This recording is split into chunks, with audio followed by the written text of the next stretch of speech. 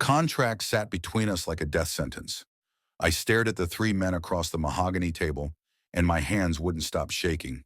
The Moretti triplets. Everyone in Chicago knew their names, whispered them like prayers or curses depending on which side of their empire you stood on. Dante, the eldest by 4 minutes, cold gray eyes, sharp jaw, expensive suit that probably cost more than my entire year's rent. Luca, the middle-born, scarred knuckles, dangerous smile, the kind of man who looked like he enjoyed breaking things. And Marco, the youngest, deceptively soft features, hiding something calculating underneath, watching me with an intensity that made my skin prickle. Mafia royalty, ruthless, untouchable, and sitting here because my father had fucked up so catastrophically that selling me was his only way out. "Sign it," Dante said, voice like gravel and ice, "before this becomes more complicated than it needs to be." My throat was desert dry. The papers in front of me spelled out everything in cold legal terms. Marriage, contract, 2 years minimum, conditions and clauses about public appearances, living arrangements, the complete dissolution of my previous life. What they didn't say, what hung in the air like smoke, was that I'd be property. Theirs.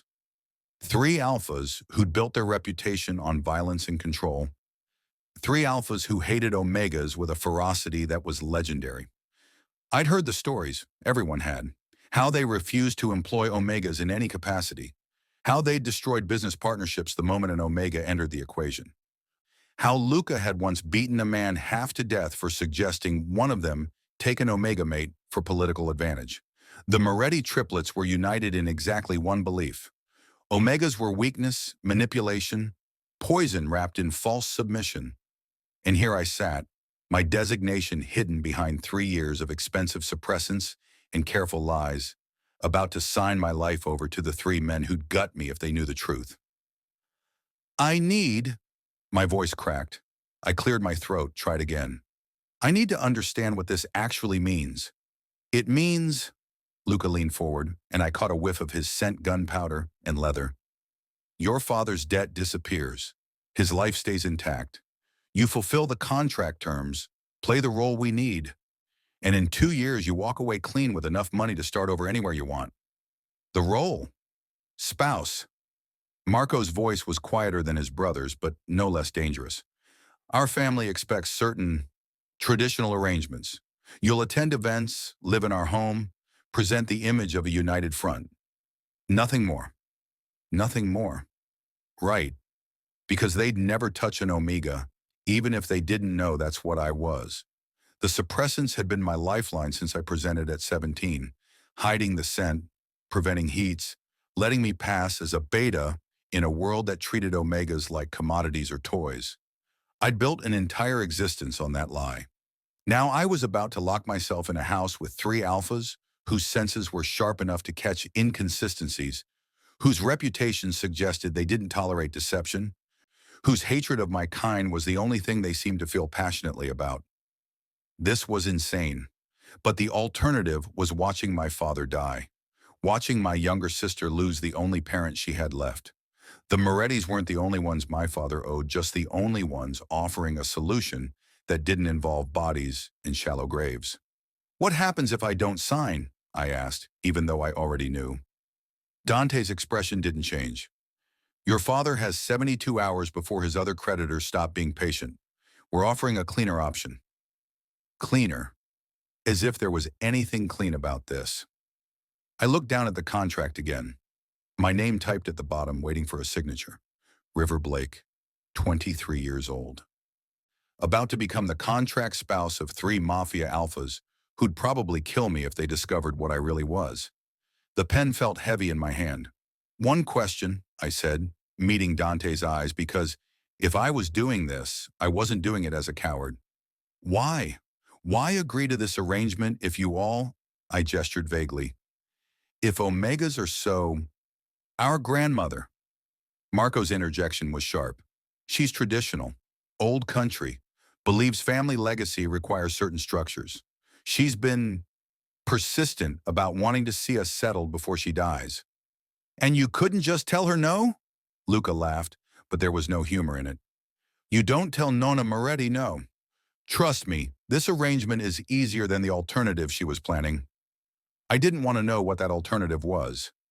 You'll have your own room, Dante continued, as if we were discussing a business merger instead of my entire life. Your own space. We expect discretion, compliance with public appearances, and no complications.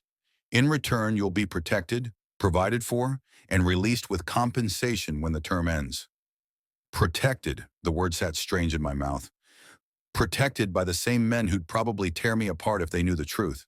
But I was out of options, out of time, out of everything except this one terrible choice. I signed my name in swift, decisive strokes before I could change my mind. The moment the pen left the paper, something shifted in the room. All three of them tensed, and I felt it, that electric charge that happened when alphas claim something as theirs. Possessiveness rippling through the air like a physical thing. Dante took the contract, examining my signature with those cold gray eyes. The wedding is in 2 weeks. You'll move into the estate 3 days before to handle preparations and adjust to the household. 2 weeks. I had 2 weeks to figure out how to survive in a house with 3 alphas while hiding everything I was. Our driver will collect you next Friday, Marco added, sliding a card across the table. That's the address. Don't be late. I took the card with numb fingers. The paper felt like it was burning. Welcome to the family, Luca said, and his smile was all teeth. Try not to make us regret this. I left that office with my heart trying to break through my ribs. The elevator ride down felt like falling, and when I hit the street, Chicago's November wind cut through my jacket like it was nothing. I just sold myself to 3 men who'd destroy me if they knew the truth. And the worst part, the absolute worst part, was the moment our eyes had met across that table. Something in my chest had pulled tight. Recognition, want.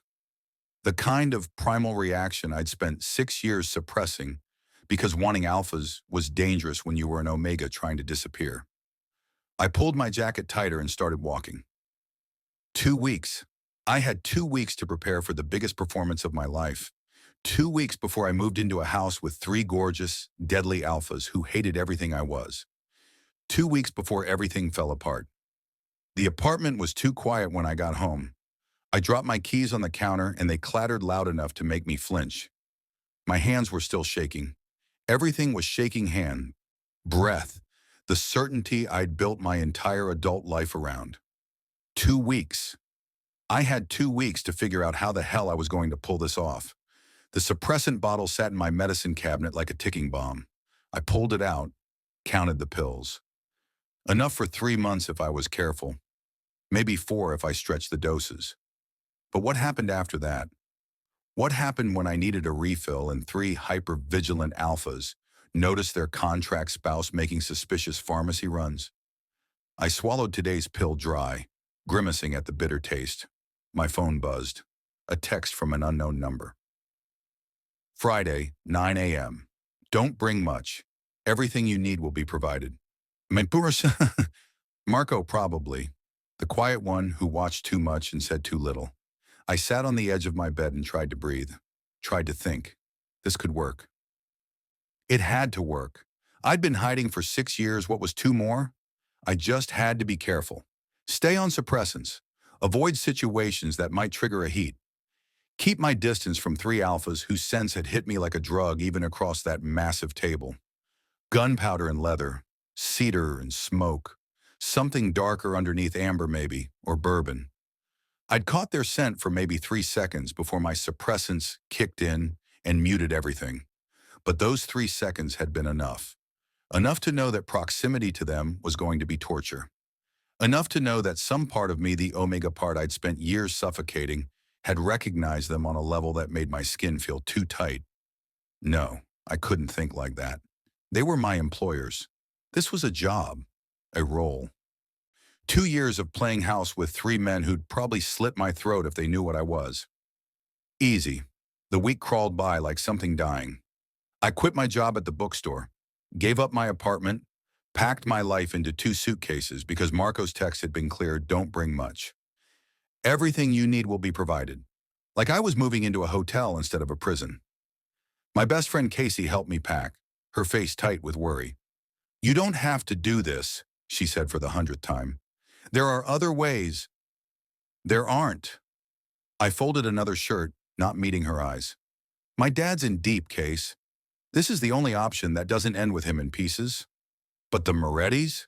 She lowered her voice even though we were alone. River, they're dangerous. Everyone knows what they do, what they're capable of. I know. Do you? She grabbed my wrist, forcing me to look at her. Do you really? Because you're about to lock yourself in a house with 3 alpha mafia bosses who have a reputation for violence that makes grown men piss themselves. And you're... She cut herself off. I'm what? Her expression cracked. You're you. You're soft, and you see the best in people, and you've spent your whole life trying to be invisible. What happens when they actually see you? I pulled my hand back. They won't. That's the point. But her words haunted me through the rest of the week. Friday morning came too fast. A black car pulled up at 8:45 early, because of course they'd be early. The driver was a stone-faced man in his 50s who took my bags without a word and opened the back door like I was something fragile that might break. The Moretti estate was 40 minutes outside the city, and I watched Chicago disappear in the rearview mirror like I was watching my old life burn. The house mansion really sat behind iron gates and enough security to guard a small country. Stone and glass and old money, the kind of place that had probably seen generations of violence and secrets. The kind of place where people disappeared. I felt sick. The driver led me inside, through a foyer that could have fit my entire apartment, down a hallway lined with art that was probably worth more than my life. He stopped at a door, knocked twice, then left without a word. The door opened. Marco stood there in jeans and a black t-shirt, looking somehow more dangerous in casual clothes than he had in the suit. His dark eyes tracked over me, assessing, calculating, and I fought the urge to step back. You're early, he said. The driver was supposed to arrive at 9. A slight smile. Luca gets impatient. Come in.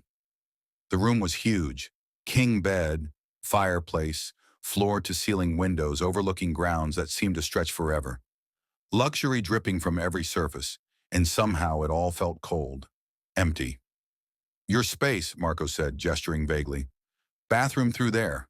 Closet stocked. If you need anything adjusted, let the staff know. The staff? Housekeeper comes daily. Chef handles meals. You won't see them much, they're discreet. He moved to the window, hands in his pockets. Rules are simple. Breakfast is at 7 if you want it. Dinner's at 8, and we expect you there. Family obligation. Public events will be scheduled through me.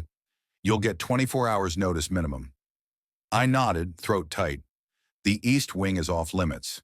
That's where we work, and you don't want to see what happens there. His tone was casual, but the warning was clear. Otherwise, you have access to the grounds, the library, the pool. Stay out of trouble, and this will be easy. Easy. Right. When do I meet? I started, then stopped because footsteps echoed in the hallway. Heavy. Purposeful. Luca appeared in the doorway, and the room felt smaller immediately. He was bigger than I remembered, broader, with that same dangerous energy rolling off him like heat. His eyes locked onto me, and something flickered there, interest maybe, or hunger. So you actually showed, he said, leaning against the doorframe. I had money on you running. Disappointed? The words came out sharper than I intended. His grin was all edges. Impressed. Most people have better survival instincts. Luca, Marco's voice carried a warning. What? I'm being welcoming. But his eyes never left me, tracking over my frame in a way that made my skin prickle. You're smaller than I expected. How old are you anyway? 23. Christ. Luca laughed, running a hand through dark hair. We really are robbing the cradle. Dante's going to love this. Dante doesn't love anything, Marco muttered. As if summoned, the eldest Moretti appeared behind Luca, and the temperature in the room dropped 10 degrees. Dante in a suit had been intimidating. Dante in rolled shirt sleeves with his tie loose looked like a different kind of threat, the kind that got close before you realized you were bleeding. His gray eyes found me, held, and I forgot how to breathe. You're here, he said flatly. I signed the contract. People sign contracts all the time. doesn't mean they follow through. He stepped into the room, and I felt it again, that pull in my chest, that recognition that screamed danger and want in equal measure. Let me be clear about something, River. We don't do complications. You stay in your lane, play your role, and everyone walks away happy. You step out of line. He gets the idea, Marco interrupted. Dante's jaw tightened, but he didn't look away from me. Do you? Yes. My voice was steadier than I felt. I understand. Good. But he didn't move, didn't break eye contact, and the air between us felt charged with something I couldn't name, something that made my suppressants work harder to keep everything locked down. Then Luca shifted, and his scent hit me gunpowder and leather, and something wild underneath, and I had to dig my nails into my palms to keep from reacting. 3 alphas, in one room. Their combined presence was suffocating. Dinner's at 8, Dante said finally. Don't be late. They left, and I stood in that massive empty room trying to remember how to breathe. 2 years. I had to survive 2 years of this. 2 years of living with 3 men whose sense alone made my body betray every careful defense I'd built. I was so fucked. I sank onto the edge of the bed, and my hands were shaking again. The room still smelled like them. All 3 of them. Cedar and smoke from Dante. That wild gunpowder leather combination that was pure Luca. And Marco's scent, something I hadn't fully caught yet.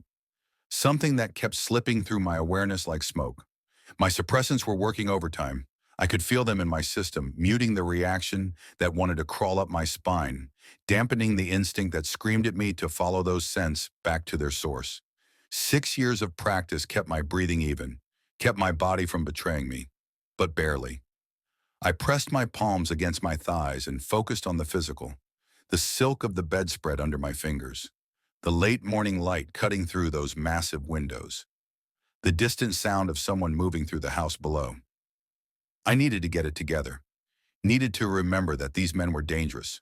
That discovery meant death, that I was playing the most high-stakes game of my life.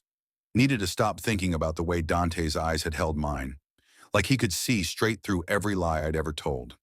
A knock at the door made me jump. Yeah? A woman in her 50s entered, gray hair pulled back severe, expression kind despite the no-nonsense efficiency radiating from her. Mr. River, I'm Teresa, head of household. I wanted to introduce myself and see if you need anything to settle in. I'm fine, thank you.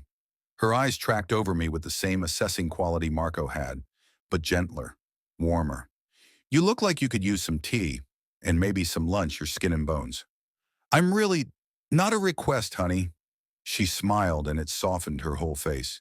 I've been with this family 20 years. I know stress when I see it. Come on.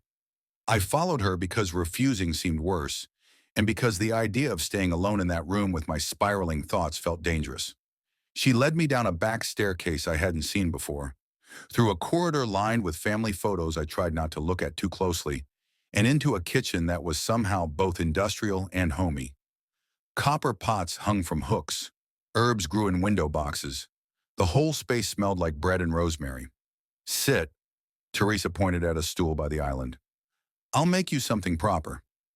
I sat and watched her move through the space with practiced ease.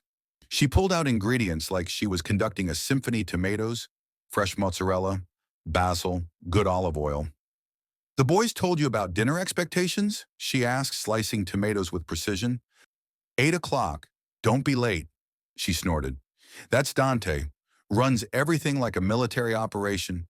But don't let him intimidate you. His bark is worse than his bite. I wasn't sure that was true, but I kept my mouth shut. Marco's the one to watch, she continued, drizzling oil over the tomatoes. Quiet, observant, sees everything. Luca's all fire and chaos, but at least you know where you stand with him. She slid the plate across to me. Eat. You'll need your strength. The food was perfect, bright, and fresh, and so good I almost forgot to be anxious. Almost.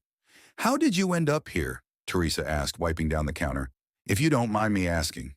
Family obligation. It wasn't quite a lie. She hummed, not pushing. Well, you seem like a sweet kid.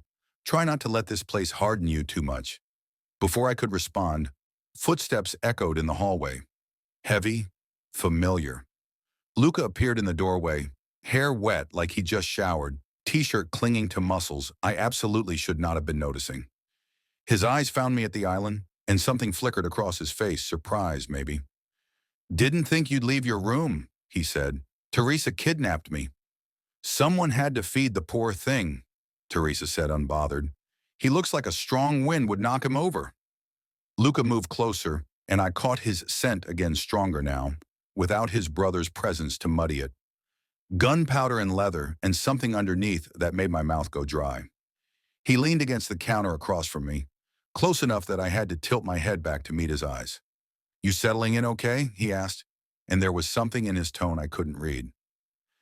Almost like genuine curiosity. "It's a lot of house. It's a fortress." He grinned. "But yeah, takes some getting used to. You need anything, you can ask me. I'm easier than my brothers." "That's what worries me." The grin widened. "Smart. I like that." He reached across and snagged a piece of mozzarella from my plate. "Most people are too scared to talk back. Maybe I'm just stupid." "Nah." His eyes traced over my face, lingering on my mouth in a way that made heat crawl up my neck. "You're something else. Haven't figured out what yet." Teresa cleared her throat. "Don't you have somewhere to be, Luca?" "Probably." But he didn't move, just kept watching me with that unsettling intensity. "You know, when Dante said we were doing this arrangement, I thought we'd end up with some boring socialite. Someone plastic and fake who'd treat this like a business transaction." "It is a business transaction." "Yeah, but you don't feel like one." He tilted his head. "You feel real. That's dangerous in our world." "Luca," Dante's voice cut through the kitchen like a blade. I turned to find him in the doorway, expression carved from ice. He looked between us, jaw tight, and something dark flickered in his eyes when they landed on how close Luca was standing. "We have a call in 5 minutes, Dante said flatly, "so I'll be 2 minutes late." Luca didn't move, didn't break eye contact with me. "World won't end. Now." The command in Dante's voice was absolute. Alpha authority that made even Luca's shoulders tense. He pushed off the counter with a sigh, but not before shooting me a look that promised this conversation wasn't over. "See you at dinner, River." Then he was gone, and I was alone with Dante and Teresa and the sudden tension that filled the kitchen like smoke. Dante moved closer, and I forced myself not to lean back. He stopped on the other side of the island, hands braced on the marble, close enough that his scent wrapped around me cedar and smoke and something sharp underneath. "A word of advice," he said, voice low. "Luca likes to play games. Don't let him make you into one." "I can handle myself." "Can you?" His eyes locked onto mine. "Because from where I'm standing, you look like someone who's in way over their head." My spine straightened. "I signed your contract. I'll fulfill the terms. What happens between me and your brothers outside of that is none of your concern." Something flashed in his expression, surprise maybe, or respect, or something darker that made my pulse spike. "Everything in this house is my concern," he said quietly. "Every person, every decision, every potential complication. You'd do well to remember that." "Is that a threat?" "It's a fact." He straightened, adjusting his cufflinks with precise movements. "Dinner's at 8. Dress appropriately, we have guests." Then he left, and I sat there with my half-eaten lunch and my racing heart and Teresa's knowing look. "Well," she said after a moment, "that was something. What just happened?" "Honestly," she started cleaning up, a small smile playing at her lips, "I'm not entirely sure, but I've worked for those boys since they were teenagers, and I've never seen Dante that rattled. He wasn't rattled, he was pissed. Same thing with him." She patted my shoulder. "You might want to rest before tonight. Dinner with guests means you're about to get a crash course in Moretti family politics. It's not for the faint of heart." I went back to my room because staying in that kitchen felt like standing in a minefield. But the whole walk up those stairs, all I could think about was the way Dante had looked at me. Like I was a problem he couldn't solve. Like I was something that didn't fit into his carefully controlled world. Like I was dangerous. I locked the door behind me and leaned against it, breathing hard. If he only knew. I pushed off the door and crossed to the window, pressing my forehead against the cool glass. The ground stretched out below manicured gardens, A pool that probably cost more than a house, trees that had been there longer than I'd been alive. Beyond the fence, Chicago was a haze on the horizon. So close, might as well have been another planet. My phone buzzed in my pocket. Casey. How's prison? I typed back with shaking fingers. Fancy prison, gold bars instead of iron. That bad? Worse. They're... I stopped. What could I even say? They're overwhelming? They're dangerous? They make my suppressants work overtime, and I've been here less than 3 hours? They're intense, I settled on. But I'm fine. Liar? Yeah, liar. I set the phone down and moved to the closet Teresa had mentioned. She wasn't kidding about it being stock suits, casual wear, even shoes in exactly my size. Everything designer, everything expensive. Everything that felt like a costume for a role I didn't know how to play. Dress appropriately, Dante had said. We have guests. I pulled out a dark gray suit, simple but well cut, and laid it on the bed. My hands were steadier now. The initial shock was wearing off, replaced by something else. Determination maybe, or just stubbornness. I could do this. I'd been hiding for 6 years. I could hide for 2 more. Even if every instinct I had screamed that these 3 men were going to see right through me. I showered in the bathroom that was bigger than my old bedroom, trying not to think about the luxury, the waste, the sheer excess of it all. Trying not to think about Luca's eyes on my mouth, or Dante's barely controlled anger, or the way Marco watched everything like he was cataloging secrets. The hot water helped. The suppressant I took after helped more. By the time I dried off and dressed, I almost felt human again. The suit fit perfectly. Of course it did. Someone had done their homework, had my measurements down to the inch. The thought should have been creepy. Instead, it just felt inevitable. This was their world control. Precision. Knowing everything about everyone around them. I checked my reflection. Neat. Professional. Completely unremarkable. Good. A clock on the mantel read 7:45. 15 minutes until dinner. 15 minutes to figure out where the dining room even was in this massive house. I opened my door and nearly walked straight into Marco. He stood in the hallway like he'd been waiting, dressed in black slacks and a white shirt that made his dark eyes stand out even more. His scent hit me before I could brace for it, something I still couldn't quite name. Layered and complex, with an edge that made my pulse jump. You clean up nice, he said, giving me a quick once-over. Teresa said there'd be guests. Family, friends, business associates. His expression was unreadable. Dante wants to show you off. Prove this arrangement is legitimate. So I'm a prop. You're playing a role, same as the rest of us. He gestured down the hallway. Come on, I'll walk you down. We moved through the house in silence, and I tried to map the layout. Tried to memorize exits and corridors and places I could disappear if I needed to. But Marco's presence beside me was distracting, the way he moved like a predator, trying to look harmless. The way his scent kept catching me off guard. Nervous? He asked. Should I be? Probably. A hint of a smile. These dinners are performances. Everyone watching everyone else. Looking for weakness. For leverage. Comforting. I'm not here to comfort you. We stopped outside a set of double doors and he turned to face me fully. I'm here to warn you. Dante's going to be controlling tonight. Luca's going to push boundaries. And the guests are going to ask questions you won't want to answer. What kind of questions? About us. About how we met. About why 3 alphas who've publicly stated they'd never bond are suddenly married. His eyes searched mine. We have a story. You're going to need to stick to it. Which is? Business arrangement that became something more. Love at first sight if you can sell it. His mouth twisted. Can you sell it? I thought about the way my body had reacted to them in that office. The pull I'd felt. The recognition. Yeah, I said quietly. I can sell it. Something flickered in his expression. Surprise, maybe. Or suspicion. Then he opened the doors and I stepped into a dining room that looked like it belonged in a museum. Long table. Crystal chandelier. Art on the walls that was probably priceless. And seated around the table, At least a dozen people in expensive clothes with calculating eyes. Dante sat at the head, Luca to his right. The chair to his left was empty for me, I realized. The position of honor, or the hot seat. Every face turned as I entered.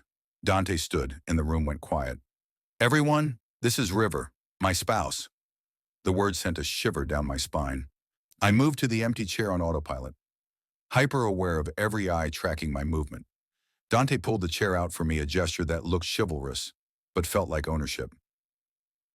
His hand brushed my shoulder as I sat, and the touch burned even through the fabric. "River, these are some close family friends," he said, voice smooth as he reclaimed his seat. "Antonio and Maria Castellano, James and Ruth Chen, Victor Kozlov."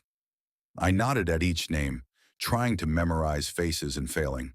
They all looked the same, polished, powerful, dangerous. "So this is the one who finally caught the uncatchable Morettis," Maria said, her smile sharp. "We were beginning to think it was impossible."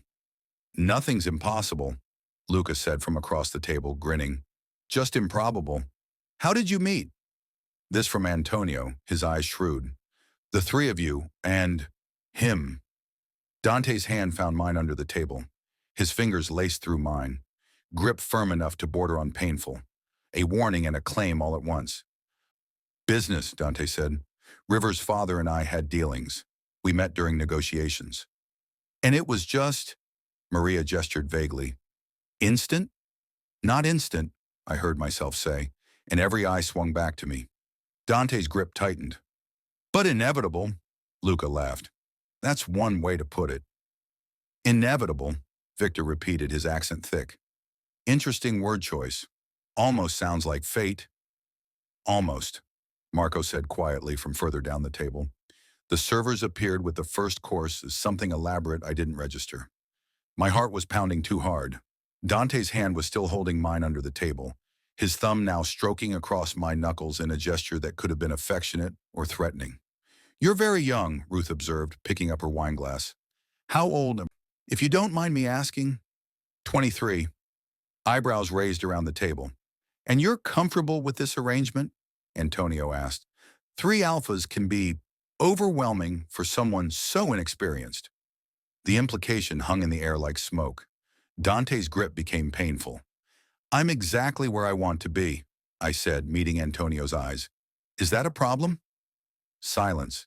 Then Antonio smiled, but it didn't reach his eyes. "Not at all. Just curious."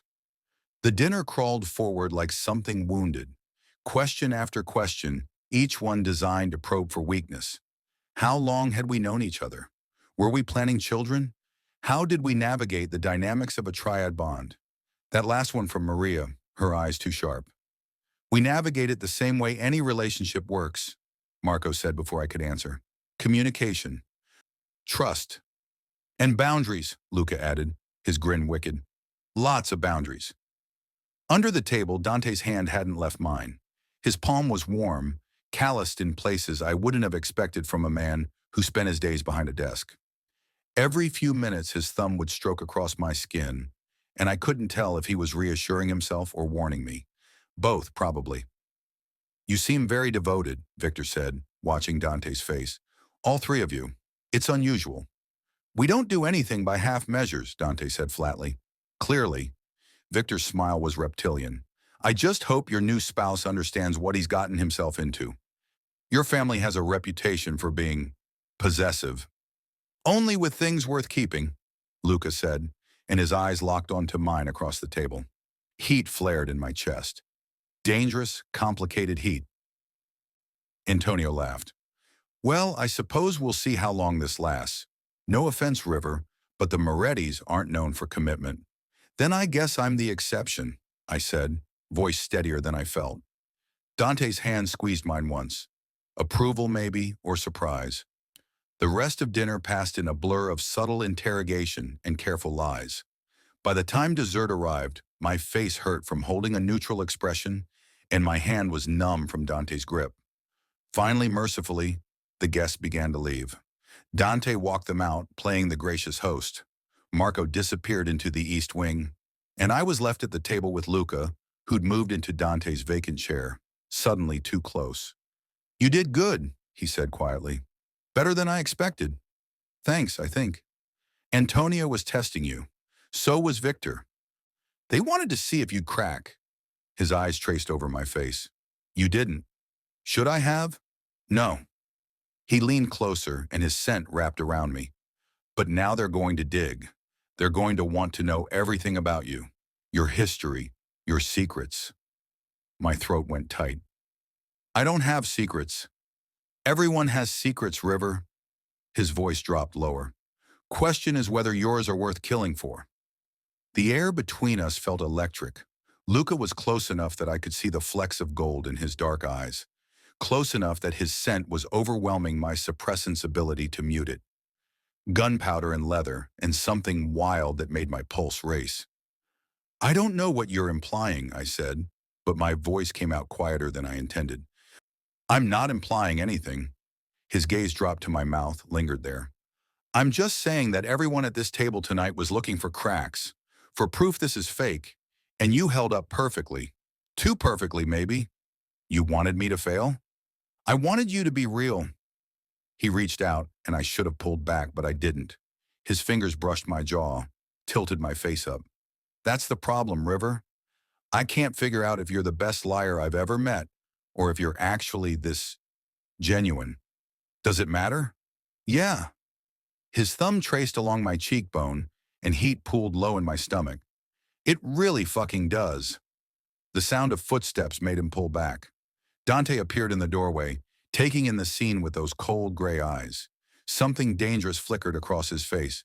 Luca, a word. It wasn't a request. Luca stood slowly, his hand falling away from my face. Sure, brother, whatever you need. He left, and the temperature in the room seemed to rise about 10 degrees. Dante moved closer, stopping just behind my chair. I felt his presence like a physical weight. Stand up, he said quietly. I stood, turning to face him. His expression was unreadable, but there was tension in his jaw, in the set of his shoulders. Control barely maintained. Did I do something wrong? I asked. You did exactly what I needed you to do. His eyes searched mine. That's the problem. I don't understand. No. He stepped closer, invading my space in a way that made my breath catch. You wouldn't. You played your role perfectly tonight. Smiled at the right moments, said the right things. Convinced a room full of suspicious bastards that this arrangement is real. Isn't that what you wanted? Yes. His hand came up, mirroring what Luca had done, fingers grazing my jaw. But where Luca's touch had been curious, exploratory, Dante's was possessive, claiming. But watching you sit there, holding my hand, saying you're exactly where you want to be, his thumb pressed against my lower lip. That was either the best acting I've ever seen or something else entirely. My heart was trying to break through my ribs. What do you want it to be? I don't know. His voice dropped lower, rougher. And that's a problem, because I always know. I always have control. But you, he cut himself off, jaw clenching. But I what? You make me want things I shouldn't want. His grip tightened slightly. You make me forget why this is supposed to be simple. Business, nothing more. The confession hung between us like a live wire. I should have stepped back, should have reminded him this was a contract, that I was playing a role, that whatever he thought he felt was just proximity and circumstance. But I didn't. Maybe it doesn't have to be simple, I whispered. Something in his expression cracked. For just a second, I saw past the ice, past the control, to something raw and hungry underneath. Then he released me, stepping back like I'd burned him. Go to your room, River. Dante, now. The command was absolute. Before I do something, we'll both regret. I went. My legs felt shaky as I climbed the stairs, as I navigated the hallway to my room. My face was still warm where he'd touched me. My lips still tingled from the pressure of his thumb. This was dangerous. This was so far beyond dangerous, I didn't have words for it. I locked my door and leaned against it, trying to catch my breath, trying to remember why getting close to them was a death sentence, trying to ignore the way my body was screaming for me to go back down those stairs and know. I needed to think, Needed to be smart about this. I pulled out my phone with trembling hands and texted Casey. I think I'm in trouble. Her response came immediately. What kind of trouble? The complicated kind. River, what happened? I stared at the screen.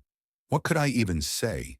That two of the three alphas I was supposed to be maintaining professional distance from had just touched me like they were starving? That my body had responded in ways my suppressants should have prevented? That every instinct I had was telling me to give in to something that would get me killed? Nothing, I typed back. Just overwhelmed. I'm fine. You're a terrible liar. Yeah, I was starting to realize that. I set the phone down and moved to the window, staring out at the dark grounds. The estate looked different in shadows more fortress than home.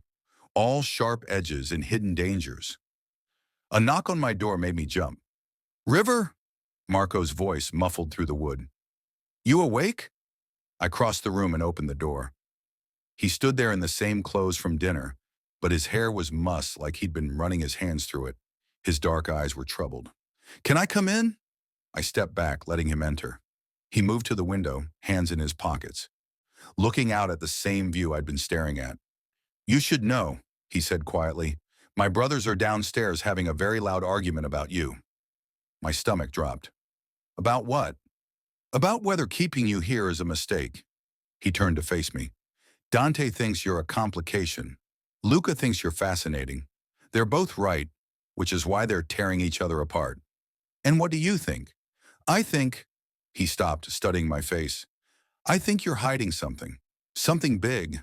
And I think my brothers are too distracted by whatever this is to see it. Fear spiked through my chest. I'm not. Don't.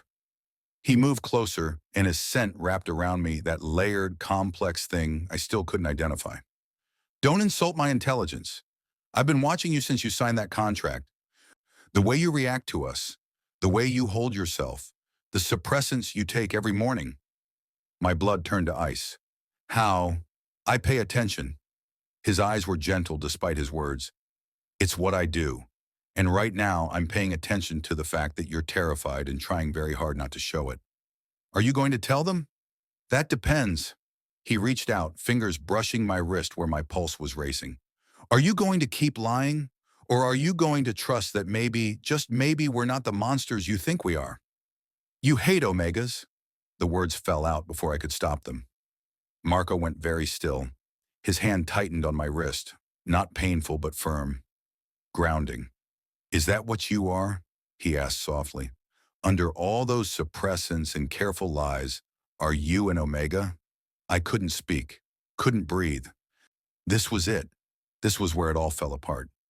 River! His voice was so gentle it broke something in my chest. Answer me. Yes. The word was barely a whisper. Yes, I'm an Omega, and if you're going to kill me for it, just make it quick. He stared at me for a long moment. Then slowly, he pulled me into his arms.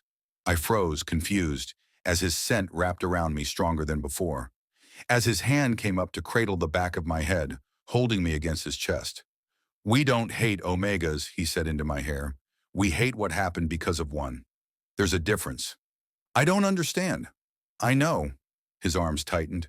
And I can't explain it without my brothers here. But River, he pulled back enough to look at me, and his expression was devastatingly honest. You being an Omega doesn't change anything. If anything, it explains everything. What does that mean? It means... He stopped as footsteps pounded up the stairs. Heavy, angry. The door burst open without warning.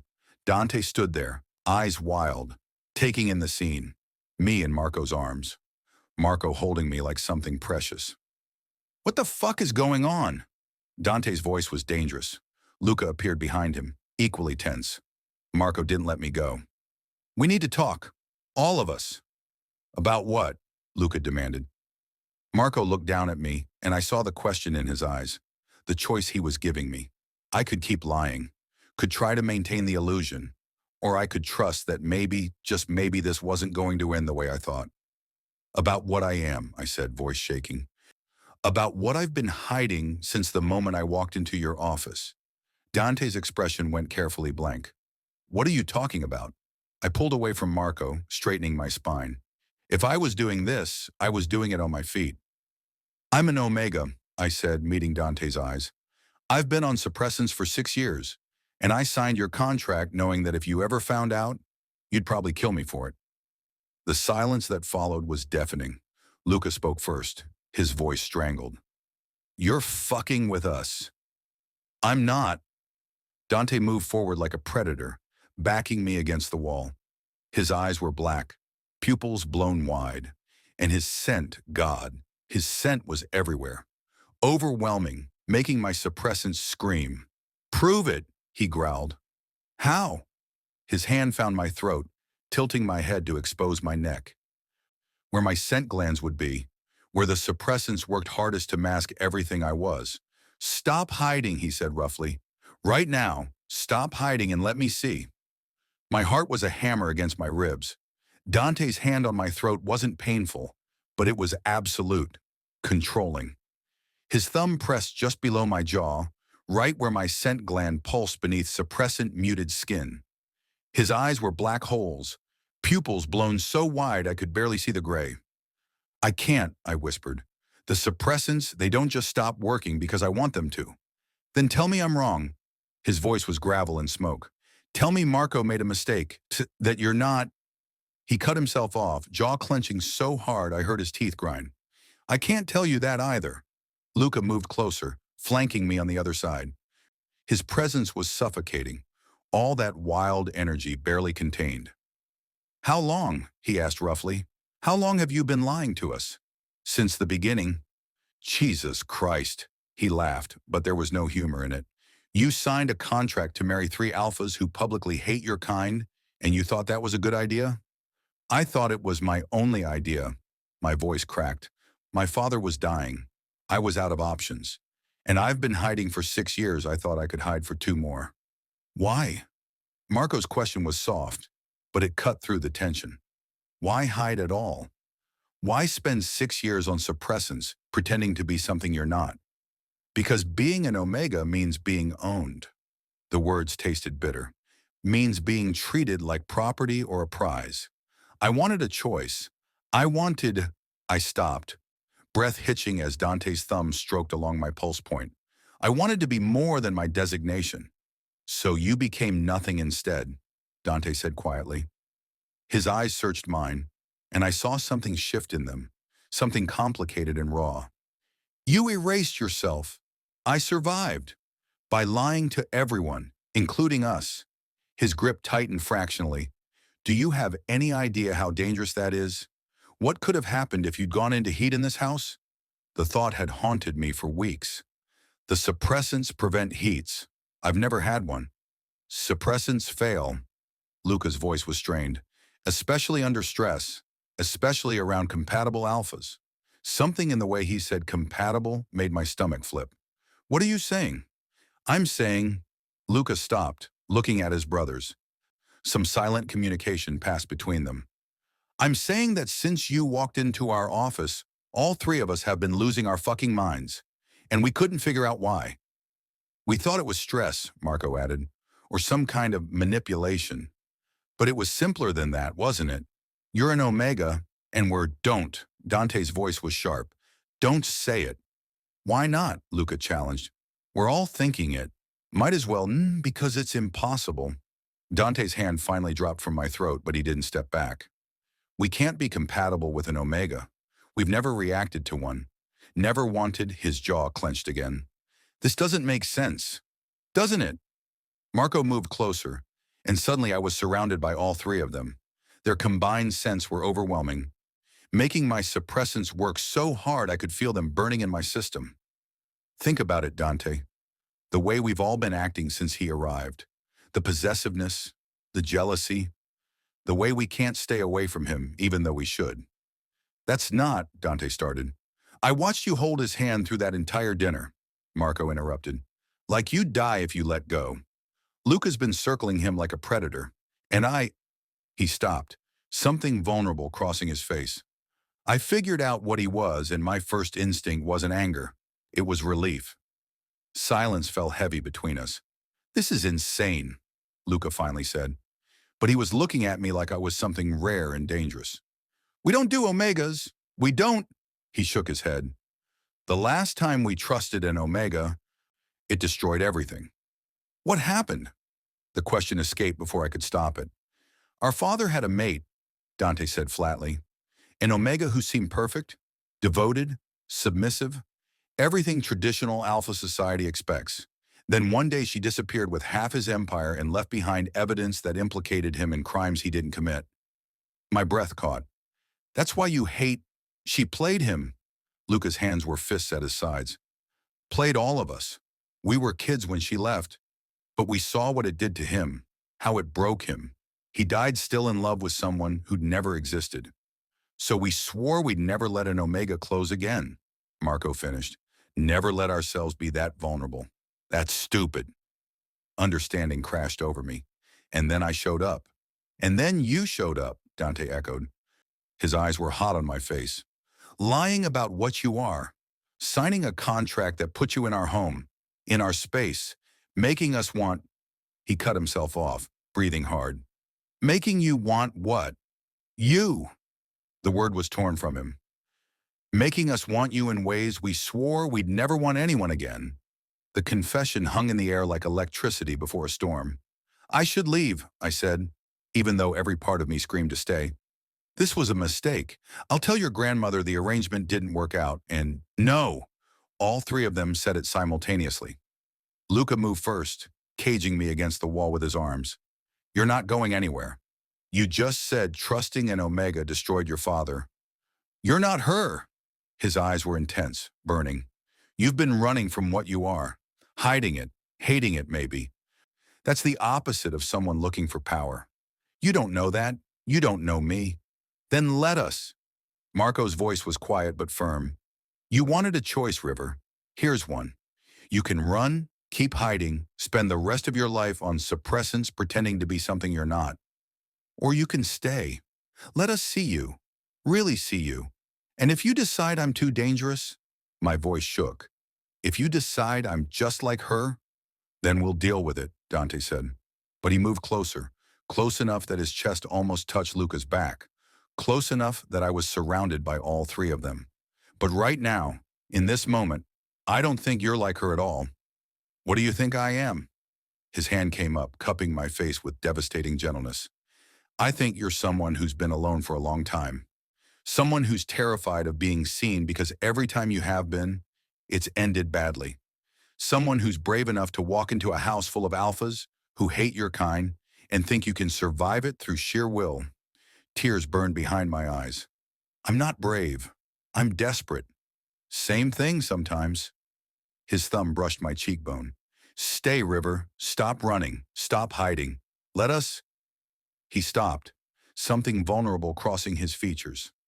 Let us try to be different than what you expect. I don't understand what you're asking. We're asking you to trust us, Marco said, even though we've given you no reason to, even though everything you know about us says you should run. We're asking you to be yourself, Luca added. His hand found my hip, fingers pressing through the fabric of my suit. The real you. Not the version you think we want to see. And in return, I asked, barely breathing. In return, Dante said quietly, we'll try to be the alphas you need us to be, not the ones our father's mate turned us into. It was insane, impossible. Everything about this situation screamed danger, but I was so tired of running, so tired of hiding, so tired of being alone. Okay, I whispered. Luca's grip on my hip tightened. Okay, what? Okay, I'll stay. I swallowed hard. I'll try.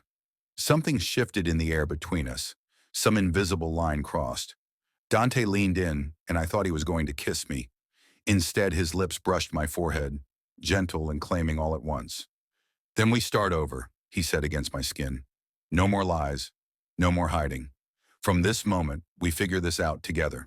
All of us, Marco added, his hand finding my other hip.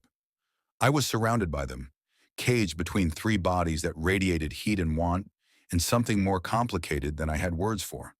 Their scents were overwhelming cedar and smoke, gunpowder and leather. That third thing from Marco that I finally recognized as cardamom and rain. My suppressants were failing. I could feel it in the way my skin felt too hot, too tight, in the way my body was responding to their proximity in ways 6 years of medication should have prevented. I need, I gasped, I need to take my suppressant. No, Dante's voice was firm. Not tonight. But we need to know, he said, pulling back enough to look at me. We need to know what you really are, what you really smell like. We can't do this if you're hidden behind chemistry. Panic spiked through me. I don't know what happens if I stop. I've never. We'll handle it, Luca said roughly. Whatever happens, we'll handle it. Together. You're safe here, Marco promised. With us. Whatever you're afraid of, we'll protect you from it. Even from yourselves? Especially from ourselves. I couldn't breathe properly. Their combined presence was suffocating in the best and worst way. Every instinct I'd spent 6 years suppressing was clawing to the surface, screaming at me to lean into them, to give in, to stop fighting what my biology demanded. I don't know how to do this, I admitted, voice breaking. I don't know how to be what I am around you. Then we learned together. Dante's hand slid from my face to the back of my neck, firm and grounding. No expectations, no assumptions. Just truth. Truth, I repeated, tasting the word. When was the last time I told anyone the complete truth about myself? I'm scared. Good. Luca's thumb traced circles on my hip through the fabric. Fear means you're smart, means you understand how dangerous this is. Comforting. His grin was sharp. I'm not here to comfort you. I'm here to make you feel everything you've been running from. Marco's hand joined Luca's on my other hip, steadying me between them. What do you need right now, River? In this moment, what do you need? The question broke something open in my chest. What did I need? I'd spent so long focused on survival, on hiding, on being small and invisible and safe. I didn't know how to articulate want. Didn't know how to ask for something beyond basic existence. I don't know, I whispered. Yes, you do. Dante's voice was low, commanding. Stop thinking like a prey animal and tell us what you need. The order hit something primal in me. My omega instincts responded before my brain could catch up, knees going weak, breath catching. Space, I gasped. I need space to think. Luca pulled back immediately, hands dropping. Marco followed suit, but Dante stayed close, his hand still on my neck, eyes searching mine. Liar, he said softly. Try again. Dante, Marco's warning was quiet. No. Dante's grip tightened fractionally. He spent 6 years lying to everyone, including himself. We're not starting this with more lies. His eyes bored into mine. What do you actually need, River? The truth clawed up my throat. I need. The words died. Too vulnerable. Too raw. Say it. I need you to touch me. The confession tore out of me. I need God. I need all of you to touch me, and I don't understand why. I've never felt like this. Never wanted like this. And it's terrifying because you could destroy me, and part of me doesn't care. Silence fell heavy and electric. Then Dante's mouth was on mine. The kiss was nothing like I expected, not gentle, not tentative. He kissed me like he was starving, like I was air and he'd been drowning. His hand fisted in my hair, angling my head exactly where he wanted it, and I opened for him without thought. He tasted like whiskey and something darker. His tongue swept into my mouth, claiming, exploring, and a sound escaped me that I'd never made before. Desperate, needy. He pulled back just enough to speak against my lips. You have no idea what you do to us. Before I could respond, Luca spun me around. His eyes were wild, pupils blown, and his scent, God. His scent was everywhere, drowning me. My turn, he growled. His kiss was different, rougher, more teeth. He bit my lower lip hard enough to make me gasp, then soothed it with his tongue. His hands were in my hair, on my face, restless and claiming. When he finally released me, I was shaking. Marco turned me to face him, and his expression was softer but no less intense. Breathe, he said quietly. I tried. Failed. His kiss was devastatingly gentle, slow and deep and thorough, like he had all the time in the world to learn the taste of me. His hands cupped my face with a tenderness that made my chest ache. When he pulled back, I couldn't remember my own name. "This is insane," I heard myself say. We can't, why not?" Dante's hands found my waist from behind, pulling my back against his chest. "Give me one good reason." "Because you hate omegas." "We hate being manipulated," he corrected, his mouth against my ear. "We hate being used. We hate the idea of losing control." His teeth grazed my earlobe. "But you're not trying to control us. If anything, you've been trying to disappear. Maybe that's just another manipulation." "Is it?" Luca moved closer, boxing me in from the front. "Because from where I'm standing, you look genuinely terrified, and turned on, and confused as hell. I am all of those things." "Good." His hand slid up my chest, fingers splaying over my racing heart. "That makes four of us." Marco's voice came from my left. "We should slow down. This is too fast. He's overwhelmed." "I'm fine," I protested, even though I absolutely wasn't. "You're shaking," Marco observed, "and your suppressants are failing. I can smell—" He stopped, inhaling sharply. "Christ, is that what you really smell like?" Panic spiked through me. "What do I smell like?"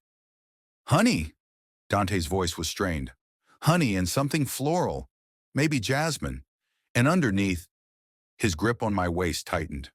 "Underneath there's something that makes every alpha instinct I have scream mine." "That's not possible. The suppressants should still be—" "They're not working anymore." Luca's hand pressed over my heart, feeling it hammer. "Whatever we triggered, it's burning through your system. You're going to crash soon. Hard." Fear cut through the desire fogging my brain. "What does that mean?" "It means," Marco said carefully, "that your body is going to purge 6 years of suppressants all at once. And when it does, you're either going to go into heat or— Or what? Or your system will shut down trying to compensate for the sudden chemical shift." His expression was grave. "Either way, you need medical attention. Now." "No." The word was immediate, visceral. "No doctors, no hospitals. They'll report me. If anyone finds out what I am—" "We have a private physician," Dante said. "Someone we trust. Someone who won't ask questions." "You're asking me to trust you with my life." "Yes." His arms came around me fully, holding me against him. "That's exactly what we're asking." I looked at each of them, Dante behind me, Luca in front, Marco to the side. Three alphas who'd publicly stated they'd never bond. Three men who had every reason to see me as a threat. Three people who were looking at me like I mattered. "Okay," I whispered. "Okay, call your doctor." Luca pulled out his phone immediately, stepping away to make the call. My legs were getting weak. The room was starting to tilt in ways that had nothing to do with desire, and everything to do with my body realizing it was in crisis. "I don't feel good," I admitted. "I know." Dante guided me toward the bed. "Sit down before you fall down." I sat, and the world swayed. My skin felt like it was on fire. Too hot, too tight, like I was burning from the inside out. Marco knelt in front of me, checking my pulse. "Elevated. How's your vision?" "Blurry around the edges." "Fuck." He looked up at Dante. "How long until Dr. Chen gets here?" 20 minutes. "That might be too long." Marco's hand pressed against my forehead. "He's burning up." "I'm fine," I tried to say, but the words came out slurred. Luca ended his call and came back, face tight with concern. "Doc's on his way. What do we do until then?" "Keep him comfortable. Keep him cool." Dante was already removing his jacket, his shirt. "River, I need you to take off your suit. It's making you overheat." I tried to work the buttons, but my fingers wouldn't cooperate. Everything was shaking too hard. "Let me." Marco's hands were gentle as he undid my jacket, my shirt. His touch burned where it connected with my skin, but in a good way. In a way that made the fire inside me feel less like dying and more like transformation. They stripped me down to my boxers with clinical efficiency, but there was nothing clinical about the way they looked at me. Hunger, want, possession, all three of them staring like they'd never seen anything like me before. You're beautiful, Luca said roughly. Christ, you're Luca. Dante's warning was sharp. What? I'm just saying what we're all thinking. My vision was getting darker around the edges. Something's wrong. Something's really wrong. Stay with us. Marco's face came into focus above mine. Don't close your eyes. Keep looking at me. I tried. God, I tried. But the darkness was pulling me under, and the last thing I heard before everything went black was Dante's voice, raw with something that might have been fear. Don't you dare die on us. River, stay awake. That's an order. River. The darkness wasn't complete. I floated in it, aware but disconnected, like being underwater. Voices filtered through sharp, urgent, panicked. Hands on my skin, cool and searching. The prick of a needle in my arm. Pulse is stabilizing. Dangerous reaction to cessation after prolonged use. Lucky you called when you did. I tried to surface, to claw my way back to consciousness, but my body wouldn't cooperate. Everything felt heavy, wrong, like I was trapped in a shell that didn't fit anymore. Then a scent cut through everything else. Cedar and smoke. Dante. His hand found mine, fingers lacing through, grip almost painful. Come back, he said, voice rough. You don't get to do this. You don't get to make us feel. He cut himself off. Come back, River. Now. The command in his voice hit something primal. My Omega instincts responded before my conscious mind could, dragging me up through the darkness toward his voice. My eyes opened. The ceiling came into focus, first ornate, expensive, unfamiliar, then faces. 3 of them, hovering over me with expressions that ranged from relieved to furious. There he is, Luca said, but his voice was strained. Welcome back to the land of the living. I tried to speak. My throat felt like sandpaper. What? Don't talk. An unfamiliar voice. I turned my head and saw an older man with kind eyes and gray hair, holding a stethoscope. You had a severe reaction to rapid suppressant withdrawal. Your body went into shock. How long? 40 minutes. Marco appeared in my line of sight, face tight. 40 minutes of watching you barely breathe while Dr. Chen tried to stabilize you. Guilt crashed over me. I'm sorry. Don't. Dante's grip on my hand tightened. Don't apologize for something that's our fault. How is this your fault? We pushed you. His jaw was clenched hard enough to crack teeth. We demanded you stop hiding, stop taking the suppressants, without understanding what that would do to your system. Dr. Chen cleared his throat. If I may, the suppressants weren't the only factor. River's body was already under extreme stress. The chemical dependency combined with proximity to compatible alphas created a perfect storm. Compatible. I focused on the word. You keep saying that. Because it's accurate. Dr. Chen's expression was clinical but not unkind. Your scent markers indicate a high compatibility match with all 3 Moretti brothers. It's rare. Exceptionally rare, actually. I've only seen it documented a handful of times. The room tilted again, but this time from shock rather than medical crisis. That's not possible, I whispered. The evidence suggests otherwise. He stood, gathering his equipment. I've given you something to ease the withdrawal symptoms and stabilize your system. You'll feel weak for a while, disoriented, and in approximately 72 hours, your body will attempt its first natural heat cycle. My stomach dropped. First? You've never had one due to suppressant use. Your body has 6 years of biology to catch up on. He looked at the triplets. She'll need monitoring, careful observation, and when the heat hits, she'll need... We know what he'll need, Dante interrupted, voice hard. Dr. Chen raised an eyebrow. Do you? Because omega heats with compatible alphas aren't something to take lightly, especially first heats. The drive will be overwhelming for all parties involved. We'll handle it, Luca said. Will you? Dr. Chen's gaze was sharp. Because from what I understand, you 3 have spent years avoiding this exact situation, and now you're talking about riding out a heat cycle with an omega you barely know? We know him, Marco said quietly. Do you? Or do you just want to? The question hung heavy in the air. Dr. Chen sighed. I'll be back tomorrow to check on his progress. In the meantime, rest, fluids, and no stress. His system needs time to recalibrate. He moved toward the door, then paused. And gentlemen, figure out what you actually want here, because once that heat hits, there's no going back. Bonding isn't something you can undo. He left and silence fell like a weight. I stared at the ceiling, processing. Compatible. Heat. Bonding. Words I'd spent 6 years making sure would never apply to me. Say something, Luca finally said. I don't know what to say. My voice was hoarse. 72 hours ago, I was hiding what I am. Now I'm apparently compatible with 3 alphas who hate omegas, and I'm about to go into heat for the first time in my life, and my breath hitched. This is a nightmare. Is it? Dante's thumb stroked across my knuckles. Because from where I'm sitting, it explains everything. Explains what? Why we couldn't stay away from you. His gray eyes met mine.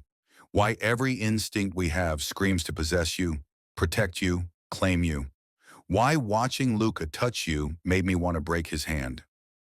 Why the thought of you leaving makes me... He stopped, jaw working. Makes you what? Violent, he admitted. Makes me want to lock every door and window. Makes me want to ensure you can never escape. The confession should have terrified me. Instead, it sent heat pooling low in my stomach. That's the compatibility talking, I said. Not real feeling. Don't. Luca moved closer, sitting on the edge of the bed.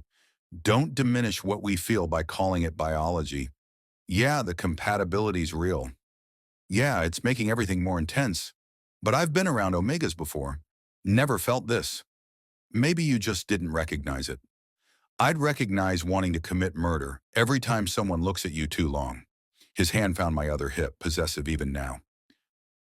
I'd recognize the fact that I haven't been able to think about anything except you since you signed that contract. Luca, let me finish. His eyes were intense. I've spent my entire adult life convinced that omegas were manipulative, that any attraction I felt was artificial, a trap. But you, his hand tightened. You've been trying to make yourself invisible, trying to be nothing, and somehow that makes me want you more. Marco's voice came from the end of the bed. We're not asking you to bond with us. Not now. Maybe not ever. But we are asking you to stop running long enough to figure out what this actually is. And if it's just biology, I asked, if the compatibility is the only reason any of us feel anything, then we'll deal with that when we know for sure, Dante said. But right now in this moment, I don't think it's just biology. I think... He stopped, something vulnerable crossing his features. I think you scare the hell out of me because you make me want things I swore I'd never want again. What things? Softness. The word was rough. Trust. The kind of connection that could destroy me if it ended badly. His hand came up to cup my face. You make me want to try anyway. Tears burned behind my eyes. I don't know how to do this. I don't know how to be an omega, let alone one who's apparently compatible with 3 alphas. So we figure it out together. Marco moved to sit on my other side. No expectations, no assumptions. Just, he gestured vaguely, honesty. For once in our lives, complete honesty about what we want. What do you want? I asked, looking between them. Dante spoke first. I want you to stay. I want time to understand what this is without the pressure of contracts or arrangements. I want, his jaw clenched, I want to see if this feeling is real or if I'm just repeating my father's mistakes. I want to know what you taste like when you're not holding back, Luca said bluntly. I want to hear all the sounds you make when you stop being afraid. I want to figure out if this need to possess you is instinct or something more. Marco's answer was quieter.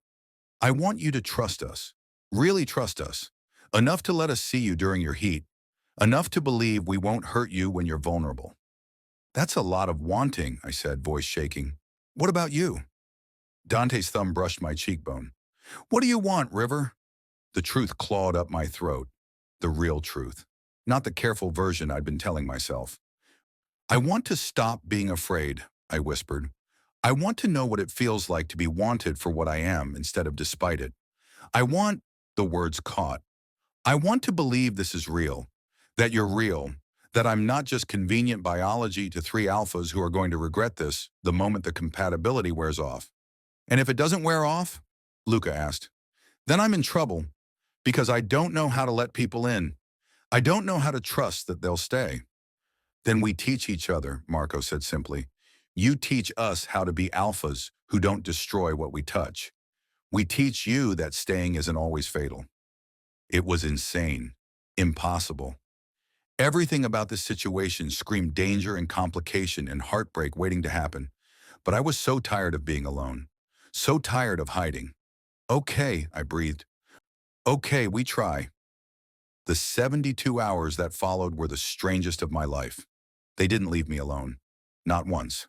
Dante worked from my room, laptop balanced on his knees while he fired off emails and took calls in that cold, commanding voice.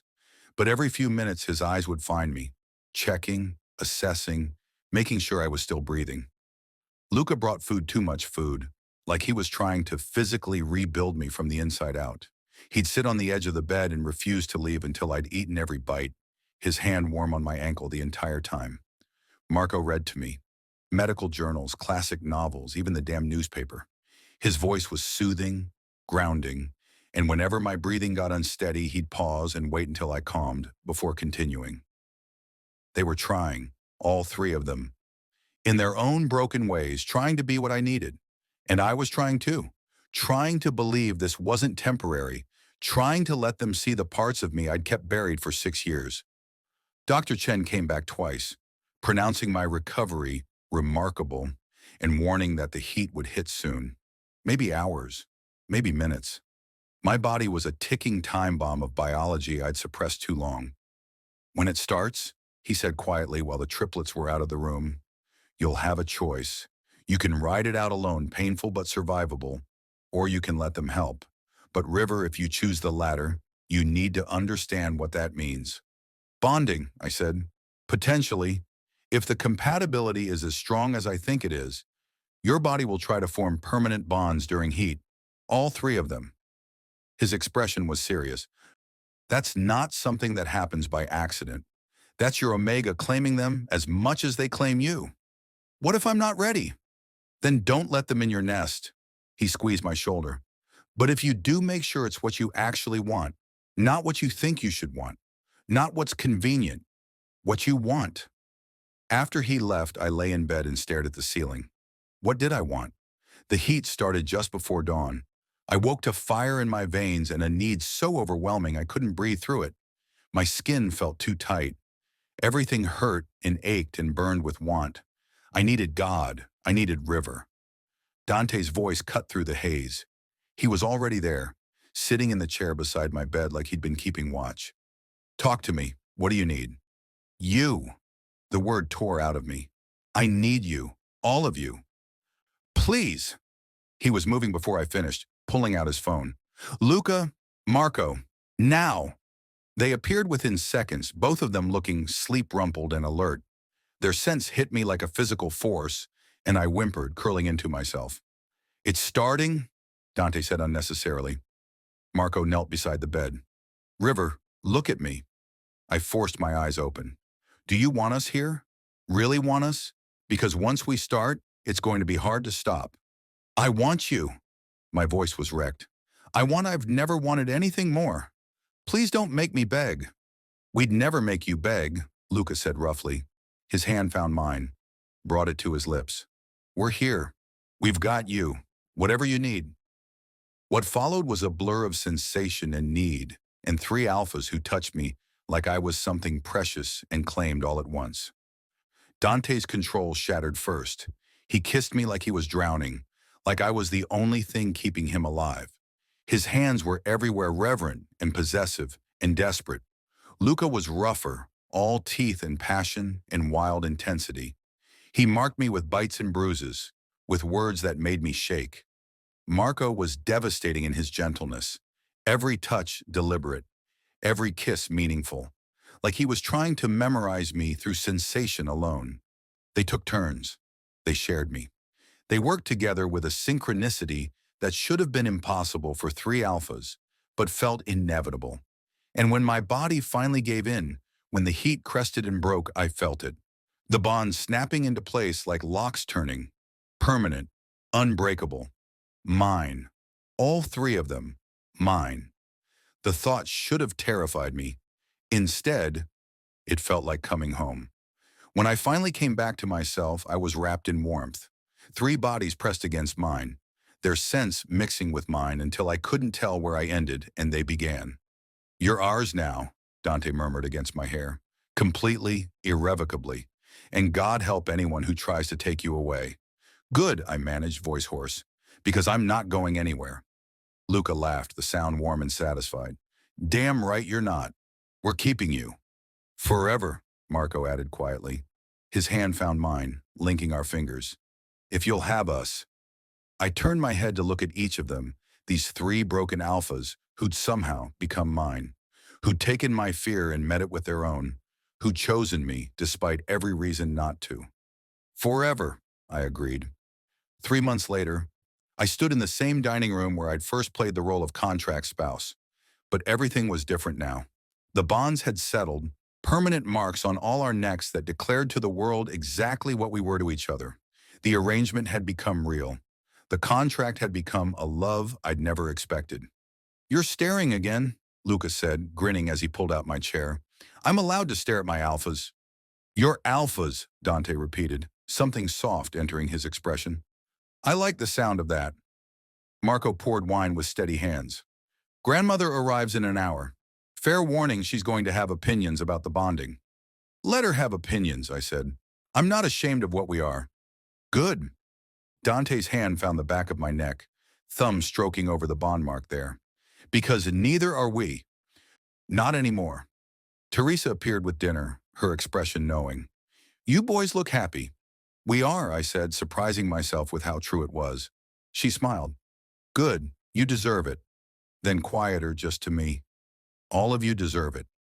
We ate together, four people who'd found each other through lies and contracts in desperate circumstances. Four people who'd chosen to stay anyway. "I have something to tell you," I said when dessert arrived. My heart was racing but steady. "I talked to Dr. Chen yesterday." All three of them tensed. "And," Dante's voice was carefully controlled, "and he says the bonds are stable, permanent, and," I took a breath, "and he says my body is adjusting well to being off suppressants. Well enough that if we wanted to consider—" I stopped, courage faltering. "Consider what?" Luca prompted, eyes bright. "A family, eventually, if that's something you'd want." Silence. Then Dante's arms were around me, holding tight. "Yes," he said roughly. "Yes, we want that. Want everything with you." "A family," Marco repeated, wonder in his voice. "We could actually have that?" "According to Dr. Chen, yes. Not right away, but someday." Luca whooped, actually whooped, and pulled me from Dante's arms into his own. "We're going to be the worst fathers." "The best worst fathers," I corrected, laughing. "The most protective fathers," Dante amended. "No one's getting near our kids." "Our kids," I whispered. The words felt impossible and inevitable all at once. Marco's hand found mine across the table. "You gave us everything, River.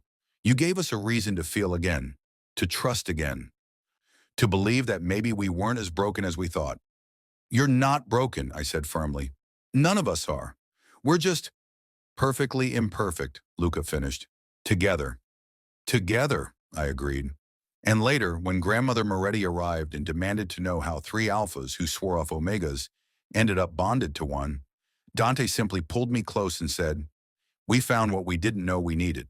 She studied us for a long moment, me tucked against Dante's side, Luca's hand on my hip, Marco's fingers linked with mine. Then she smiled. "Good. It's about time you boys stopped being stupid." We laughed. All of us. The sound echoed through the house that had once felt like a prison and now felt like home. I'd signed a contract expecting 2 years of pretending. Instead, I got three alphas who saw past every lie I'd told, who chose me anyway, who loved me despite, or maybe because of everything I tried to hide. I got a family, I got forever. And standing there surrounded by the scent of cedar and smoke, gunpowder and leather, cardamom and rain, all of it mixing with my own honey and jasmine, I finally understood what it meant to be truly seen. to be chosen, to be home. Thank you for watching this story to the end. If you enjoyed this story, you will surely love the next one. It's as crazier and more intriguing as can ever imagine. So do check it out. If that ending wrecked you, hit subscribe. The next chapter drops soon.